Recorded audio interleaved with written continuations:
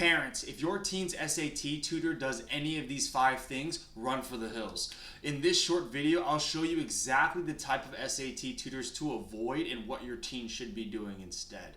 For those of you guys who don't know me yet, my name is Jared Wynn, and I'm the director and founder of GeometryGurus.com, and I've helped hundreds of students increase their SAT scores so that they can go to their dream colleges or qualify for scholarships. In every single video that I post, I give you guys one actionable tip to help your teen increase their SAT scores immediately. So with that being said, let's get straight into today's video. If your teen's SAT tutor does any of these 5 videos, I want you guys to run away, screaming, crying, whatever.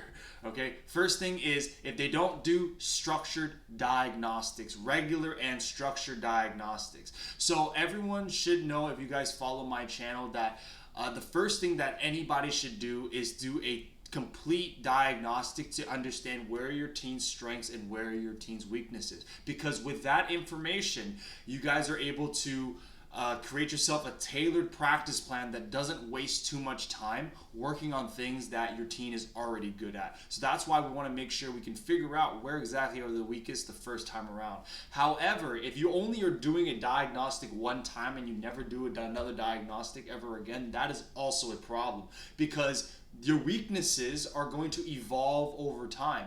The weaknesses that your teen has 3 months ago, they're not going to be the same weaknesses that you have today.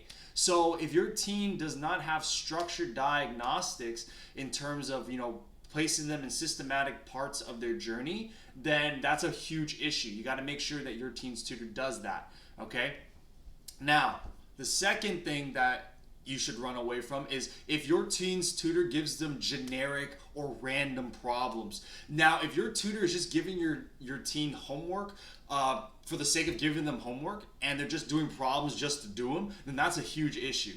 That's why step number 1 is so important. You need to have structured diagnostics to pinpoint your weaknesses, because your teen's tutor needs to be able to give them real practice problems that simulate the same problems that they're missing right now. Again, not the ones that they were missing 3 months ago, or not just random problems. They need to be for your teen's weaknesses right now. How do you know if your teen's doing too many generic problems? Is if, number 1, if they're bored and they're unengaged. If they're bored and unengaged, that's probably because they're working on things that they already know how to do.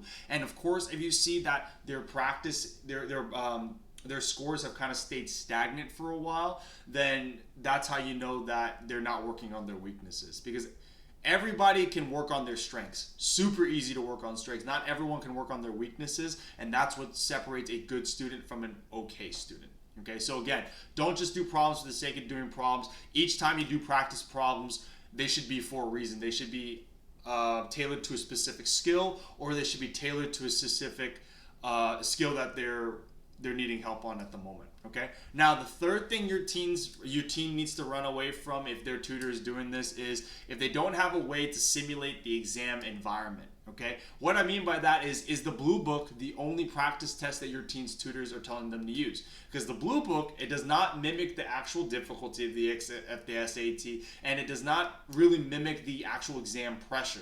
Okay, because it's easier and also it's not proctored. So if your teen's tutor is not putting them through regular proctored exams that are slightly harder than the actual SAT to simulate the real exam environment and difficulty, then go the other way.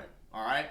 This also applies if your teen's tutor is not giving them digital materials, then that is a huge issue as well.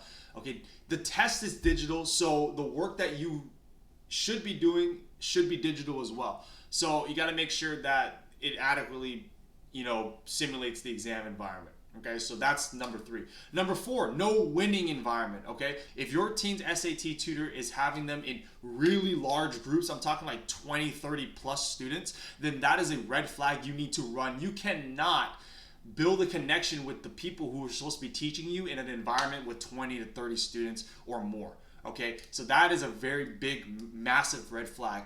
But even if you have small group environments, if your teen is in an environment with a small group and no one's interacting with each other, they're not engaging with one another, it's just one teacher just droning on and on and on, and your teen is just like, then obviously then that's an issue as well. So you got to make sure that you are in a winning environment with other students who are interacting with each other and all want to go to the same spot together.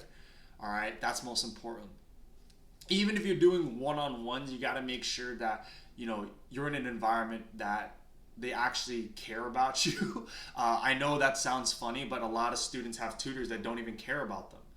They just want to push them through the program or push them through a set curriculum, and it doesn't personalize to their weaknesses. Okay.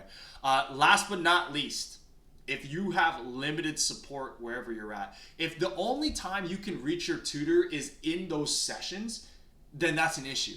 Okay. You should be able to reach your tutor whenever you need help. Okay, not just when if they have no other times to get additional support, if they have no other times to text them for support, then that is a red flag. Run away. Okay, family, I hope that this video was helpful for you guys. Again, if your teen's SAT tutor isn't doing these things, I need you guys to go and find some place that will. Okay, so I hope that this was valuable for you guys, and as always, I'll see you guys in the next video.